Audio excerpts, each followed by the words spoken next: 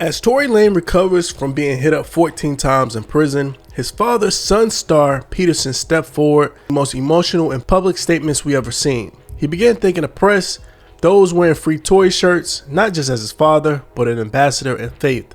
Then he went on to explain what many don't know. Tory had warned his family of a threat just days before this incident went down. The morning of the attack, it was around 6:30 a.m., and Tory was walking to breakfast, completely sober according to his father. His father said he prayed for protection, and then after the incident, they kept praying. Inside the hospital, Tory reportedly told his father, "Dad, I thought it was my last. I made peace with God." He was stabbed in the back, head, in the jaw, and the torso. They said one wound was dangerously close to his heart. But doctors said that he's recovering remarkably well, and tubes were already removed from his lungs just days after. He was stabbed 14 times. 5 times in his back, 1 under his left cheekbone. In fact, his jaw was open. He was stabbed twice in the back of his head, and the rest in his torso, arms, and in his chest. It may seem sensational, but thankfully, like Dr. King, it was close to his heart but did not penetrate. After that, he was being rushed to a facility nearby in a vehicle in which he said, and I quote, "Dad, I thought it was my last. And having made my peace with God, I said, okay, God, is this how it's supposed to end for me?" But God said no. God told him, "Do not give up." In the car, upon which he turned to the attending officers and he said, "You must get me to wherever is the closest place that I can get to. I'm bleeding out here. My boat," he didn't even know his lungs had collapsed. All he knows is that he couldn't breathe. He could hardly speak. Upon which the officer turned around and looked at him and said, "Nah, we got to take him. He has to be airlifted." And thankfully, to God be the glory, he was airlifted. I want to report to you that I am very thankful to all of the attending nurses, doctors in that facility. They have done an amazing job. Daystar does not have a drinking problem.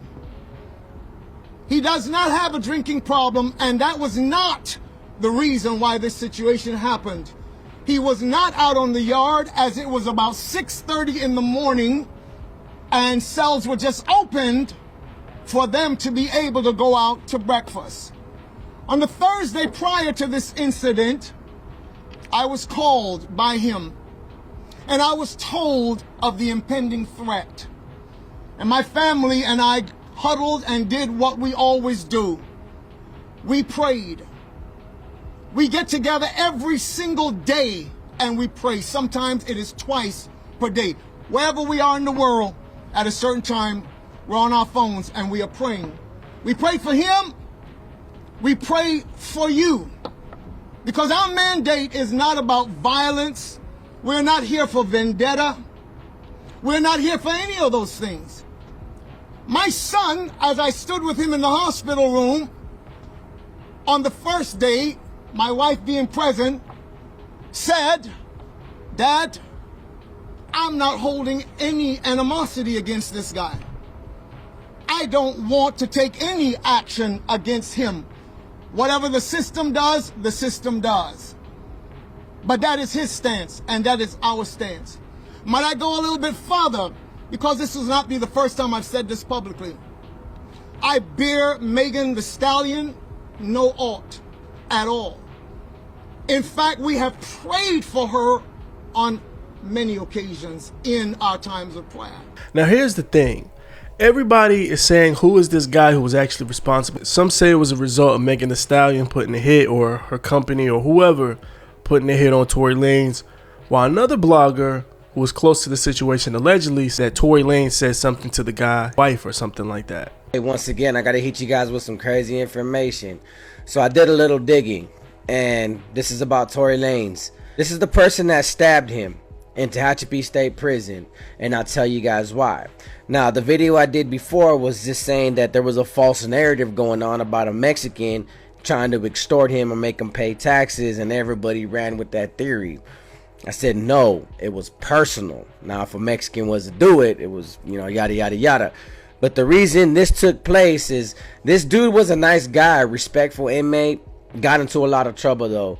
He stabbed a couple inmates in prison. He's doing life without the possibility of parole and he was in education. He was working in the educational department, respectful, but he happened to be Tory Lanez's neighbor. And at visit, he was flirtatious with his wife, and his wife immediately told her husband. They went back, got confrontational, and Tory Lanez was on the tier saying that he was gonna F his wife because she likes black dudes. That's what really happened, and I had to go do some digging. I had to go.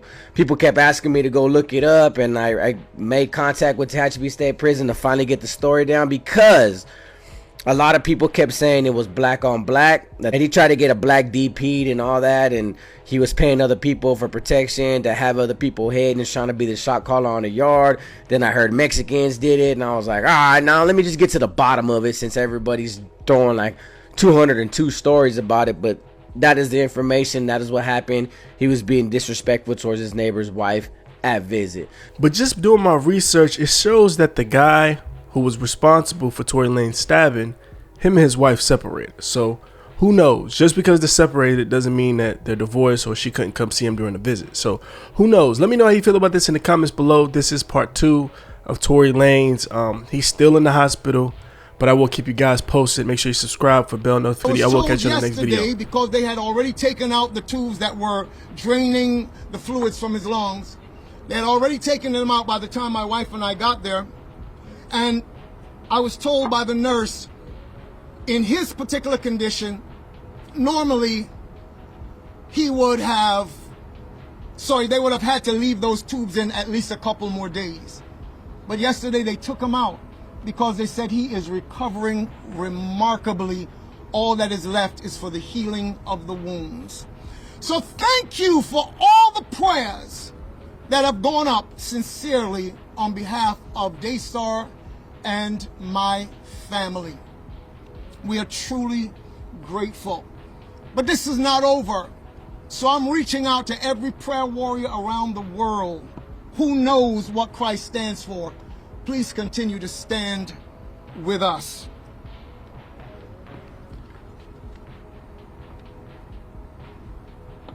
As I stated before, Daystar was not drunk on that morning. It was 6:30 in the morning. It was nothing like that. It was an unprovoked attack. I don't want to go into the details of how it went, although I know them, because it is too gory to be describing right now.